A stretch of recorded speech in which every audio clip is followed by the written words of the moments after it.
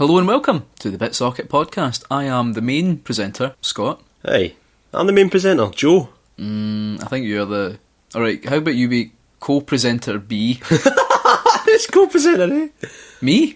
Who's co-presenter A? I thought you meant like, you're presenter and I'm co-presenter B. Right, co-presenter B. Co-presenter A is... Who's the other guy? Who's that other guy? Yeah. I've been watching Bit Socket for ages. Where's the other guy gone? Yeah. Who's the guy sending all the videos? You know, Kazuma Kiryu from Yakuza. Oh, when was the last time we made a Yakuza video? It's been too long. It's been too long. It's been too long. Right, so we had a wee gap of about a month, maybe? No, it wasn't Quite a month. It's been a few weeks, certainly. We've got your usual great features. Great features? Wow, listen to me, arsehole. You have some great features coming up. We've got some great features coming your way. So we've got Joe's 5 Minutes in Heaven. Yep. We've got Shotgun Top 5, Yep. which I quite enjoyed doing last time, although the amount of editing it took to make that sound like it was like, oh yeah, bang, bang, bang, bang. Yeah. So it was like, 30 minutes of silence. Is this guy a monkey? We're going to be talking about some of the games we've been playing, and then we're going to be talking about your favourite openings to a video game as well. Yep. So many responses, so we're only going to choose the ones that we agree with. Yeah. Yeah. Oh, I don't like that game. Because we shape the conversation. We shape. This We are the This isn't a conversation. democracy. This isn't a democracy. That's right. What games have you been playing? An age-old question asked in every podcast about games. It's a good question. Yeah. Folk can play along. What have I been playing, actually? I've been trying to catch Some up on... boring old shite. I know, I've been trying to catch up on Tales of Xillia. I had played Binding Domain for the other night for a wee bit. Ah, Binding Domain. Just for a wee bit, just because I kind of missed it a wee bit, I don't So know. good. And also, because, I don't know what... I feel it's a bit of a chore to get into Grand Theft Auto 5 again, even though I like it and even though it's amazing. I've still not finished it yet. Stuff. And the reason for that is, right, sitting on my home menu on PlayStation 3 is Grand Theft Auto Vice City. So it's just so much easier just to put on that and ride about Vice City for a little bit. Listening to I Just Died in Your Arms Tonight. So good. I was telling Alison the other day that one of my favourite songs of all time is Owner of a Heart. And she was like, really? I didn't think it was the kind of music you liked. Yeah. And I was like, well, the thing is, all the songs in that game, the majority of them aren't songs I would listen to in my day-to-day life. Yeah. However, they shaped me in such a way. I mean, I remember when I was studying for my standard grades. For those of you who didn't do standard grades, that's your fourth year exams. Yeah. And I would just When a boy becomes a man. When a boy. And I would just stick on. It was GTA 3 at the time. I'd stick that on and just load up Chatterbox, and I'd be revising English, doing stuff, and just listening to like Laszlo on that, and I just loved it. Yeah. And then obviously Vice City, I remember driving to the last mission in that game, and I got on the bike. What was the fastest bike you could go on? The PCJ 600. PCJ. And it was Frankie Goes to Hollywood, Two Tribes Tribes Go to War, and I was like, oh! yeah. And then I died, and I loaded it up, and it was a different song. That was just coincidence, but I loved that. I loved how it didn't engineer that. It was just coincidence. Yeah. And I love games like that where so much of what you love about it can be chance. Yeah. It's not just guided that way. So yeah, no. So even though I should be playing Grand Theft Auto 5, which I mean I love it, Vice City just always calls me back because it's my favourite Grand Theft Auto. Such a good game. Yeah. And Ray Liotta as well. Aye. The man himself. The man himself. Phil, no, Phil Collins wasn't in that one. He was in... No, he was in the Vice City Stories, City which Stories. I've only ever played like 5 minutes of. I'd play it just to hear old Phil. Oh, Phil. Old Phil. Nonsense. Nonsense. Oh, so good. So good. So this week, well, I've been, over the last wee while, I hit a bit of a wall when it comes to video games, because I got to a point where I was like, oh, Octodad's it, blah, blah, blah, and I thought, what am I doing? What am I doing? So I've put the kibosh, I've put a line under buying console games, and I was like, right, I'm going to write a list of 10 games that I want to complete. And so on it, there was Super Mario World for the Wii U, because I hadn't completed that. Oh god. Lego Marvel, I hadn't completed that. Sony the Enders 2, Ico, Skyward Sword. That's which after. you need to play. Actually, Skyward Sword's after Azura's Wrath. Azura's Wrath's next. Why would you? Right, calm down. It's malice. I'm just mad because I can't think of any other. Just mad because I love you. Because I can't think of any other human being who would put Azura's Wrath above Skyward Sword on any list. It's not ever. a list of like preference, but what I'm doing is I wrote a list of games. I said to myself, right, until I complete the first 5 games on this list, I'm not buying Mario Kart 8. That's why the first 5 are shorter games.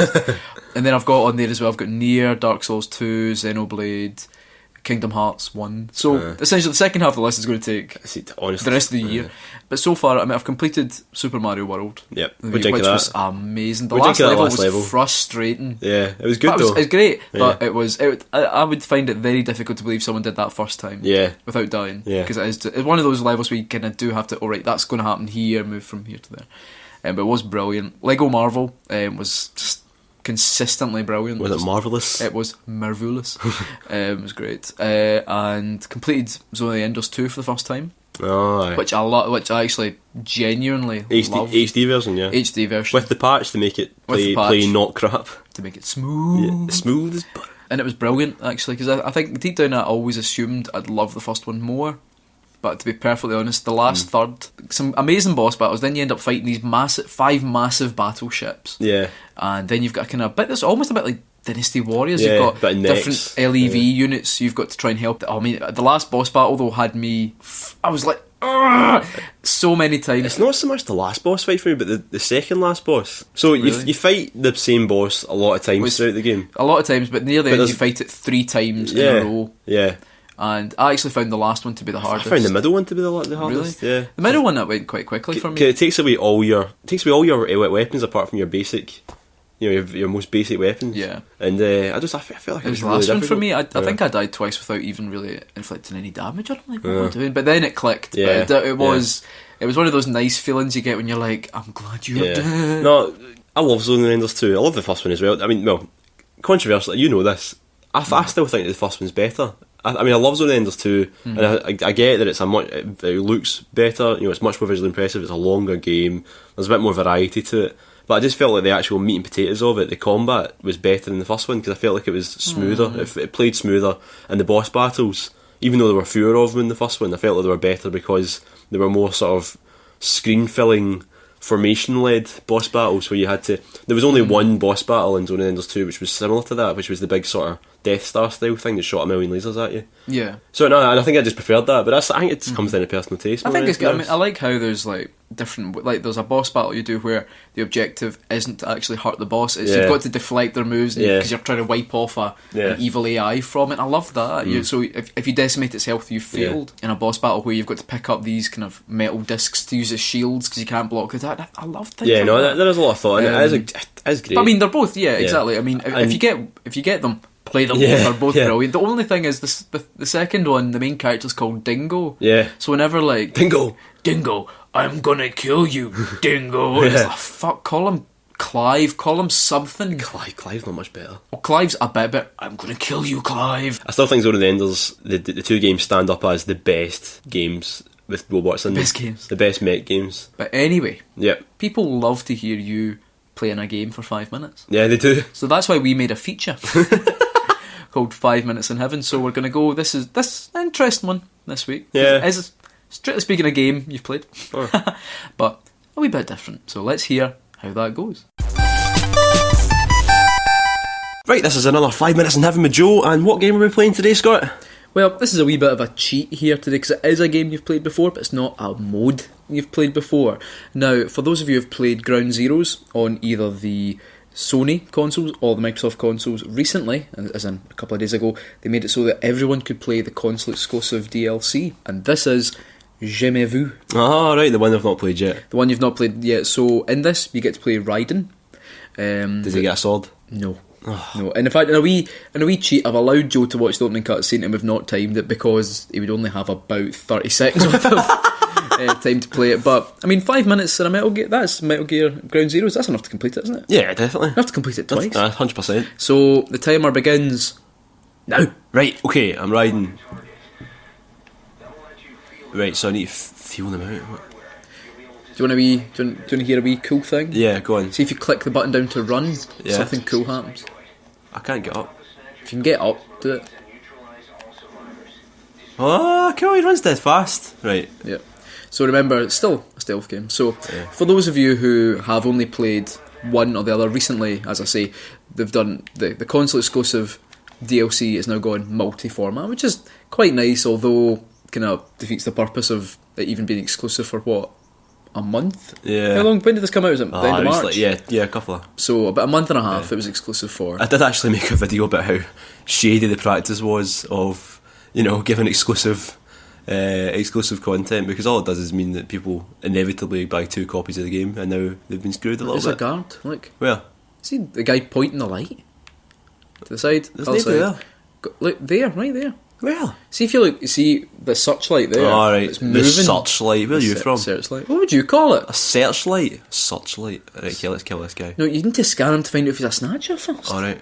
Crap at games. How do you do that?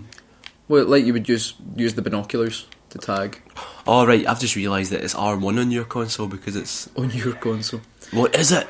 So you see the... Right, let's kill the guy then, yeah? Yeah. Oh man, that was mince. He's still alive. He emptied a whole clip. You aim for the head. Fuck, so he is alive, right. Jesus. Anyway, for those of you who haven't seen, the point of this one is the whole Cuban prison camp has been taken over by the Snatchers from the titular Snatcher game. And to do that, you have to find where the guards are and scan them. And once you've scanned them, like you do when you're marking guards normally, in the other modes, you get to see their kind of what would you describe it as? It's like a kind of... Oh, you have a rocket? What? a kind of pattern. Whoa, alright, white blood comes out. White blood comes out. White blood. White blood. Kojima loves his white blood. sexual fluids in his Spunky games. blood. Aye. The thing is, I think we're cheating a wee bit with this, because I've played Ground Zeroes and this plays pretty much exactly the same as, apart from me, you're a bit faster. Well, we could play something else if you No. want. I mean, this is good.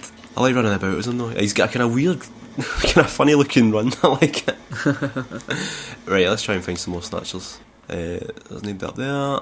Out of the two, what do you think's... You try to say, is it better than Deja Vu or Is it not? better? Do you think it might be better than Deja Vu? Right, I think PlayStation owners got the better deal here because this is not quite as interesting as the Deja Vu one. I mean, obviously I've only been playing for a couple of minutes here, but it's just pretty much a mission where you go about, scan some baddies, shoot them, kill them. That's about it. Whereas the Deja Vu one was just like loads of jokes at the expense of Metal Gear Solid history, which is pretty good. Do you know the funny thing is though, when they first announced both the videos, this is the one that I was more worried about. This is the one that I was more interested in because somebody there.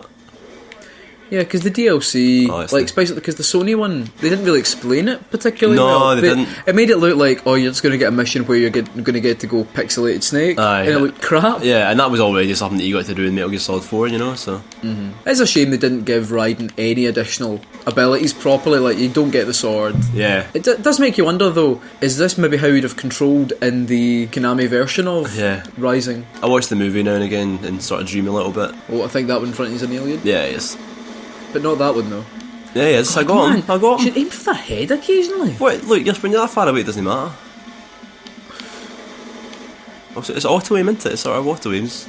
Look, I don't like shooting games that much, right? I don't. Oh, it's 5 minutes. Right, a bit of pause. Right, so that's your 5 minutes. So, what do you think of 5 minutes of Jamais Vu? I'm glad that I bought the PlayStation version and I got to play Deja Vu first. No, it's good. It's really good fun. Just running. It's the same as Ground Zeroes, It says you can run a bit faster. I don't know. I've always been more a fan of the stealth-based missions in Metal Gear than the shooting ones, and this is obviously a shooting one. More of a shooting one. Yeah. Did you notice the weird thing about the wee opening cutscene for it? There's not a single piece of dialogue. No. Like Kiefer Sutherland, and when you watch it, I've already completed this mission, and at the end it still credits Kiefer Sutherland as Snake. Kiefer Sutherland doesn't speak. Raiden doesn't speak. It It does make you feel like it's a bit of a budget thing, He holds the melon, but nothing happens. And you were saying, is he going to shoot? No, nothing happens. Nothing happens. And I don't know, I think out the two, if I was completely honest, because more than you, I've played them both and played them both. It's good now that we've now got a complete package. Mm-hmm. So you've now got everything for Ground Zeroes. Anyone who owns the Xbox or Sony versions, they've got it. Mm-hmm. I do think, though, I'm more jealous of the guys with an Xbox who are now maybe getting the DLC. This amazing extra new mission. Mm-hmm. Whereas this one, I've played it now, and you can unlock the white Raiden armour. That's quite cool, but that's it. Really, I'm not. Yeah, it's a little bit of a bitter taste to the end of the Ground Zeroes. Mm-hmm. Plate. It's a shame though, because there will definitely be some folk who have bought this game twice on two different consoles just to get that, and I do feel like it's a bit shite. Yeah, a bit of a dick move there. But then, for me, someone who only owns it, the PlayStation 4, good stuff. Yeah.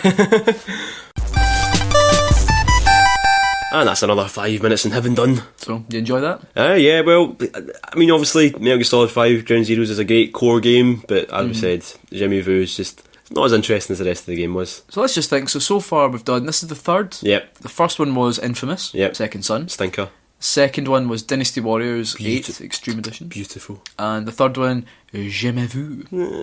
So far, Dynasty Warriors are still winning. Yeah, Dynasty Warriors definitely. Everyone has been on the PlayStation 4 so far. Yeah, it's because it's the newest console you've got. It's because otherwise we'd be criticised for being last gen. It's because like a lot of it's to do with games you've not played. Yeah. Although we're going to be which is quite a lot. Like there's a lot of games I've not I don't know played. what we're going to do next time, because if I'm not buying games, this is going to be... No, I can see a few games on your shelf. There's probably a few games just not played. Yeah. So now it's time for another one of our favourite features, which is Shotgun Top 5. Another one of our favourite. Yeah. Arseholes, We like it, man. We're arseholes. We like it. We like it. Really That's have good. fun. So, right, do you want to go first or second? You went first this. In Right. fact, do you know how we're going to decide this? We're going to use the special edition. Oh, the Luigi coin The for Luigi the Year of coin. Luigi. Do you remember the Year of Luigi? Oh, I remember it like it was last year. Okay. So this is a special edition Club Nintendo Year of Luigi coin. Right, do you want to be hat or not Year of Luigi side? Okay, I'll go hat. Hat, right, okay.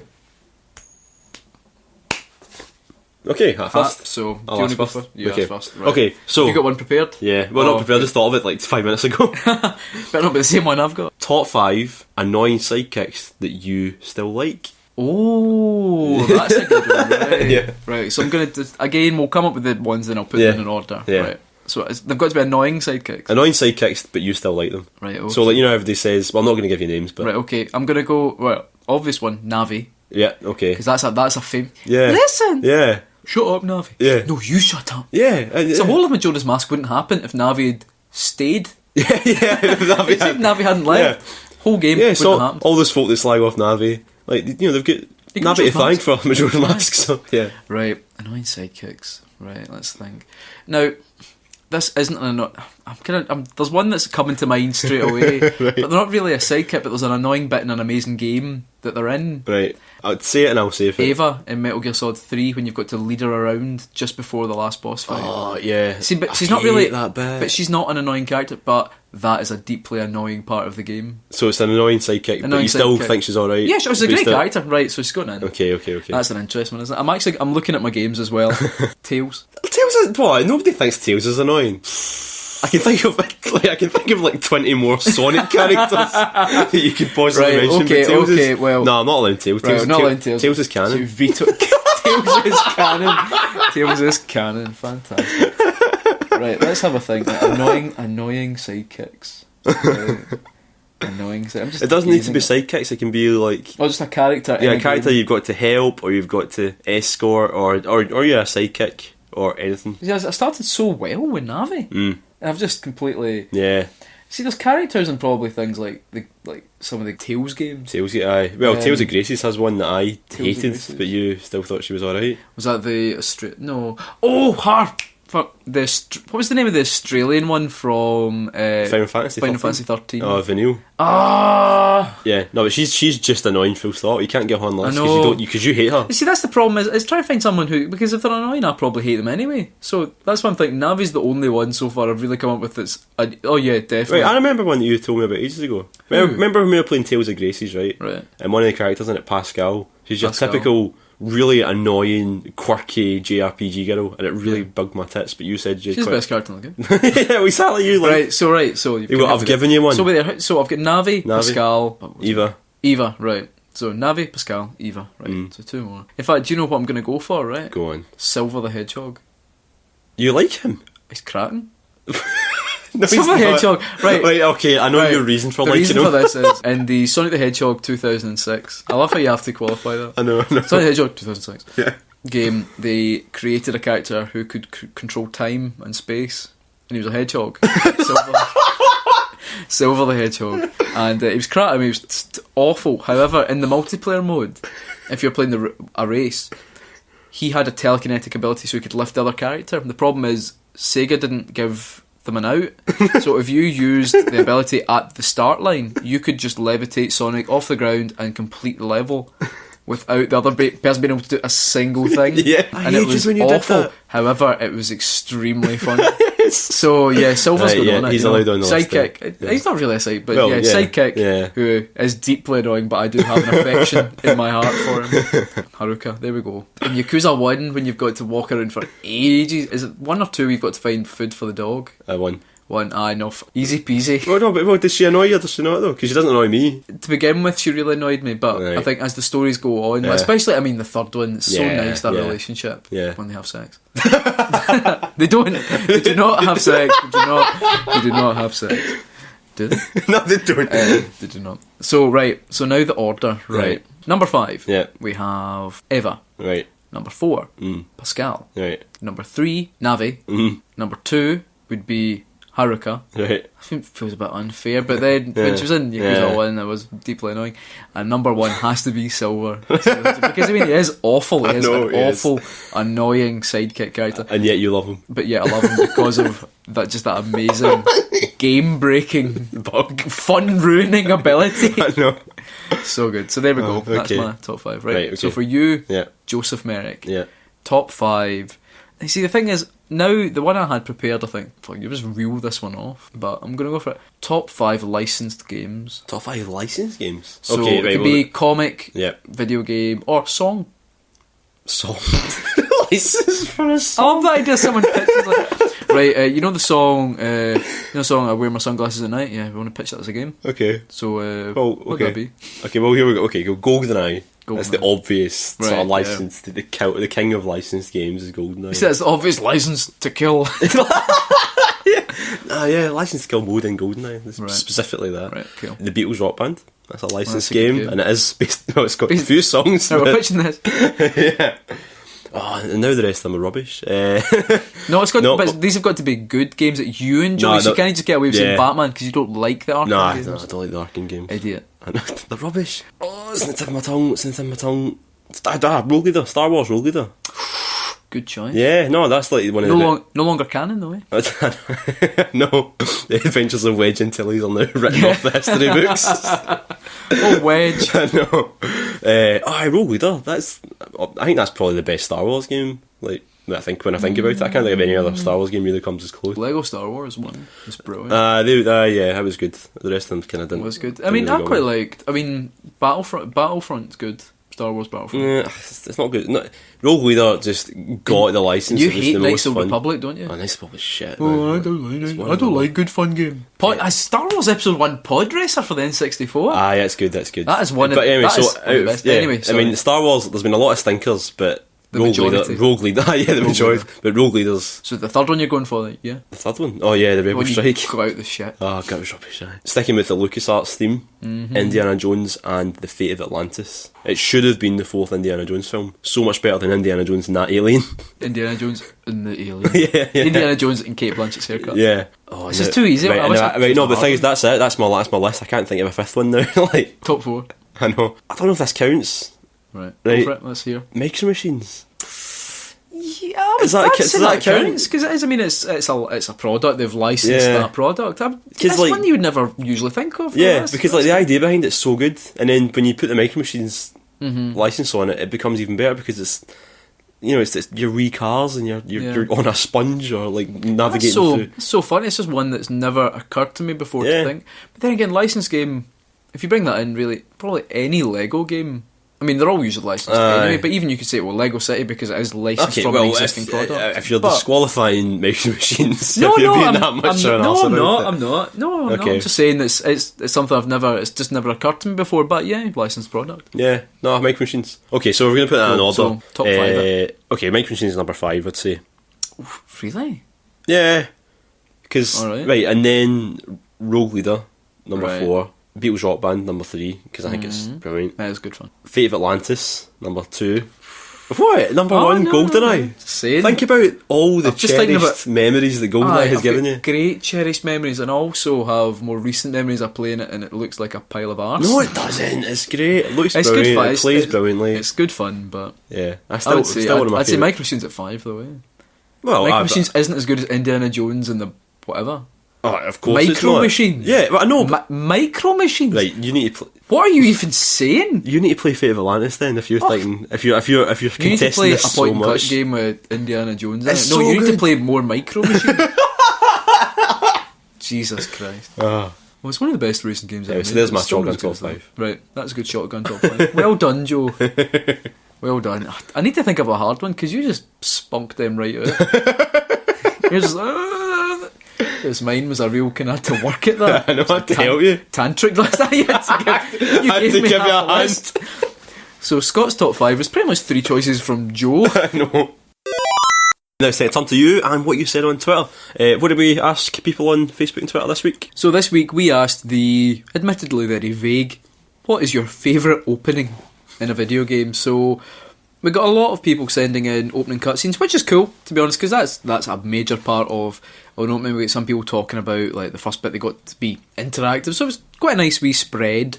I think There was a lot of cutscenes though. It's a wee bit that's disappointing. bad, though. It's a bit disappointing Don't because criticise I'm the not listener. criticising. No, Oh, you are. I'm criticising. You're all No, arseholes. I'm criticising us and also the media unit of games here, right? Yeah. Where we phrased the question, openings, which obviously makes you think opening cutscenes, right?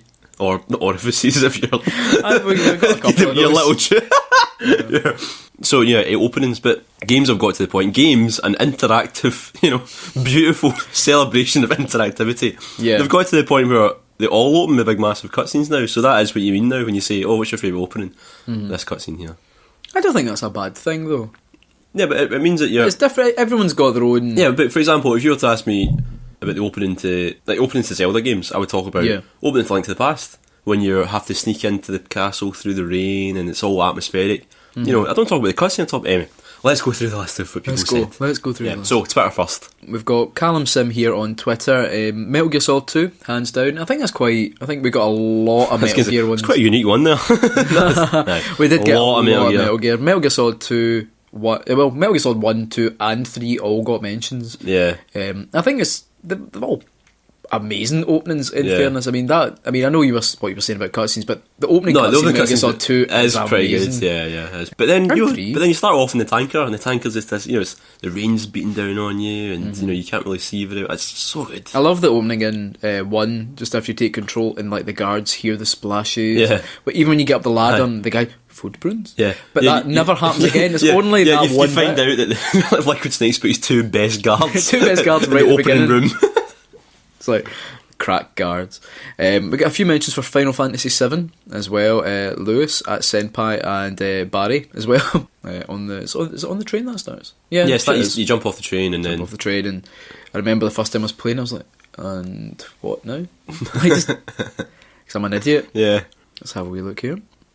Mickey Gamezilla, live action Resident Evil 1 opening from the PlayStation 1 days. I think we talked about that last time, but that's a classic. Yeah, it's a We classic. should mention that in every That's a podcast. classic. We've got a few mentions as well. Hector Lester George on Twitter as well, talking about The Last of Us opening. The Last of Us opening is very... I can actually see the look in Joe's eyes. The Last of Us. I've never seen the opening. The opening is very moving. I can imagine. It's It's all good. is very well written and very well directed for a film. Fucking dickhead now. Yeah. No, The Last of Us has... It is very emotionally affecting, and it's a lovely wee opening as well. And actually, I would probably say no one mentioned it because no one likes talking about this game. Heavy Rain has a really good opening, like when you're just a guy in a house, you're playing like with your children, and then you're an architect, you draw some lines, build a wee house. It's quite a nice wee. It's an opening to a much better game than Heavy Rain was. Though actually, in some ways, I think Heavy Rain. I like elements of Heavy Rain, but because I never played Fahrenheit properly. I saw you play Fahrenheit, just the bits where you had sex. Aye, the shagging bit. Just the shagging. We've got Jake, which is at Jackiel. That's appalling there. He's talking about Silent Hill 2 when James is looking in the mirror. That's an image that stays with you. In Silent Hill 2 games that I'm far too scared to play. Yeah. Portal 1 and 2 both have very good fun openings. I think I like Valve games are quite good for especially. I mean, the opening to Half-Life 2, which nobody said. Yeah. When you're coming in on the train and you're kind of walking through City 17, I could be wrong there.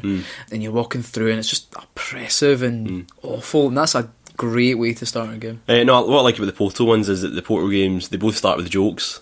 Like Portal 2 starts with a joke where say Apple, and you just press the jump button. It's like, okay, you're good at jumping. Portal 1, you have to leave the room, but you leave it through the portal. It's really good. That's great. Got Stuart at minute 50:72.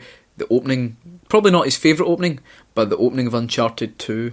The train? With the train, that is good. Not cool, only is that great, it's then revisited halfway through it's like a wee prequel, and then you go and play the game, then you come back to that bit. And it is actually... I remember when I first saw it and I was like, wow. Right, here's a good one, right? No cutscenes or any of that crap, right? Moggy Rowe says skydiving into Wii Sports Resort before cutting about the island with a plane. See that skydiving bit's brilliant. It's so much fun. And what's great, if you like that skydiving bit, you should definitely play Go Vacation for the Wii, because you've got that now. Yeah, it's so much. I keep looking out for it. Go skydiving anytime you want, and it's brilliant. An old favourite. I think we've probably mentioned this in every podcast so far. The Onimusha 3 opening scene from McKirk on Twitter is just such a love that. I mean, I know it's just a cutscene. I know it's a cutscene, but it is one of the best opening cutscenes. So shut up, shut up, Merrick. The Teenage Goth in me says Soul Reaver, says El Pinata. Nothing wrong with that. Yeah, Soul so Reaver's. good. Okay, Facebook. Cameron Phillips says the Blade Runner PC game has a great intro. I've never played that. I've heard great it's things brilliant. about I've just never played it. Yeah. Now here's a good one from Andy McGregor. He says Journey had a fantastic opening. No proper instruction, just you in the middle of the big desert, left to find your own way. It was pretty cool actually, because you start off and you just have to gently walk. And you think, right, I'll just walk forward, and then you see something on the horizon, you walk towards that, and then you learn how to jump. But it's also natural. It's not that sort of typical video game tutorial, you know. It's very natural. I think games like Journey, you're never kind of lost. You are guided, but it's so well done, so subtly done that it does feel like you're exploring. And I think that's the best thing for the opening of a game is that kind of that sense of you've started the game, just let loose into it. Matthew Golaine Dupont. It's just a cutscene, but Persona 3 opening. I know you're a Persona 4 man. You've not played Persona 3 Persona 4 man. yeah. But Persona 3 it does have a great opening. It's all like anime style, bit of sort of J-pop playing in the background and kids shooting themselves in the face. Sounds good. Yeah, no, yeah. That's the last holiday with their vocals. Alright, well, you said no to mention Half-Life 2, but Gavin Hugh, Mr. Sonic, from the last podcast, says Half-Life 2. Not a cutscene, but the opening few minutes set the tone of the game perfectly. It's engaging, strongly establishes the environment, has a real sense of individuality.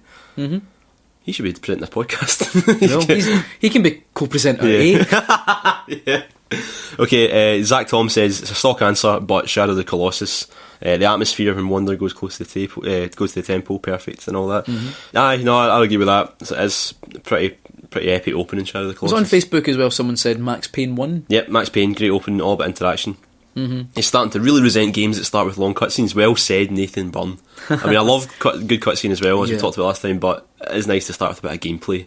No, it is good. Remember the opening of Metal Gear Solid 4 where you get cutscene and then gameplay for 30 seconds, and a cutscene and then gameplay for another few seconds. That was the weirdest bit, because it was obviously like they were going for we want them to figure it out. In fact, the opening bit, all it does is teach you how to crouch. Yeah, that's it. Yeah. Crouch to go under that car. Yeah, crouch. All right, next. And that's all it does. Yeah, it's quite funny. But Max Payne, a game that I completed on the iPad. I'm the only guy that's fully completed. I know. I'm an idiot. So what were you then? Opening moments to the game. Let's ban cutscenes from this one, right? Let's ban cutscenes. Your opening gameplay moments. Opening gameplay. I mean, Metal Gear Solid does come to mind so quick, because that wee bit, it's a great way to introduce all the mechanics. For the most part, you'll need, apart from shooting, and that tiny wee area. Phantasy Star Online. Right, the first moments of that game, because it was the first time that any of us really had played that kind of game, like a big, massive online game where you get to connect to and talk to loads and loads of people, and so you get to create your own avatar. And it was exciting, you know, and everything about Phantasy Star Online was so perfectly designed, like the menus and the music. It had a great sense of atmosphere about it, and so when you're designing your character, you take your time and really get it to look. I mean, there was very limited options, and yet those options allowed you to, just because there was enough to tweak it just to give you that individuality in your character, you know. And then into the world you go, you know, into the server, meet loads of people, talk to them for the first time using the keyboard, and then into the first level to kill some bears and stuff. Like Phantasy Star Online, for me, it's still one of the greatest online games ever. But it got the opening moments so stress free and so perfect, you know. Because it's so easy to meet your guy and then into the world, and then that's it. I think a lot of for people who follow us, they know this is a genre we like. I think that some older JRPGs Yeah. have a lot of these great world and character building Yeah. moments, like the beginning of Chrono Trigger, Aye, where you yeah. go to the fair, Yeah. and actually, fun enough, some of the wee things you do in the fair have an impact later on. You end up on trial Yeah. later on in the game, and it's like, he stole my piece. And if you did, you end up in the jail. And there's lots of wee bits. You helped someone find their dog. And it's very simple. Introduce a few of the characters, and then puts you kind of into Yeah. the core game. And the same with Xenogears as well, which I've been playing as well. The beginning of it, just a kind of nice wee idyllic Yeah. life you've got, and then I mean the first hour of that, and it's just how it's all torn apart. Yeah. And it's brilliant. I mean, obviously you could say games like obviously The Last of Us are very moving because the graphics are so much better. It looks.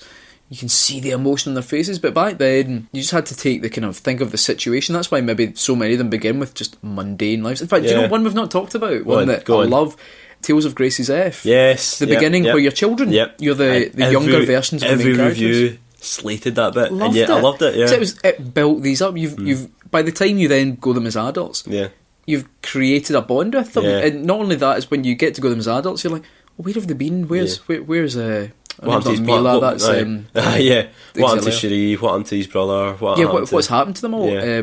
And that really, for me, rather than it just starting and you have to then, you've built the relationships, you've had the drama, which was brilliant fun, and then it goes on and you kind of as not really an adult, kind of like maybe late teens, early 20s, as is JRPG tradition. But I think it really builds that great sense of relationship that I think a lot of games try and build, but they don't succeed. JRPGs are good for it. So but we got a lot of good suggestions from people. So looks like that's another Bit Socket podcast done. That's it. So what are you off to do now? I'm off to go and edit the new video that we filmed. You mean the one we filmed just scant minutes ago? Yeah. Hope it's good. Yeah, me too. I mean, I hope all of them are good. There's not like one it's like, Yeah. this piece of shit, let's put it up online. So keep your eye on YouTube and on our website And this will be video 190 something like that. 196, I think. So getting close to the 200 now. big 200. What are we going to do for that? Take our clothes off and have a fight. I was going to say get naked as well. Actually. So we're in agreement there. So yeah, remember if you've enjoyed the podcast, remember to subscribe to us on iTunes. You can leave wee comments and rate us. Reviews would be great. Well. Yep, get on YouTube, watch our videos, and get on Facebook and Twitter to get involved with the next podcast. That's right. Just look for Bit Socket. That's the beauty of having such a generic name. Well, it's quite good in terms of like, because if you put Bit Socket video games, you only get us. Yeah. But if you just put in Bit Socket, you probably get the Halfords website. yeah, you do. What is a Bit Socket? Yeah. I'm going to find if there's a Wikipedia page for just Bit Sockets, and just reappropriate it. That's So, good. thanks for listening, and keep Bit Socketing. Keep Bit Socketing.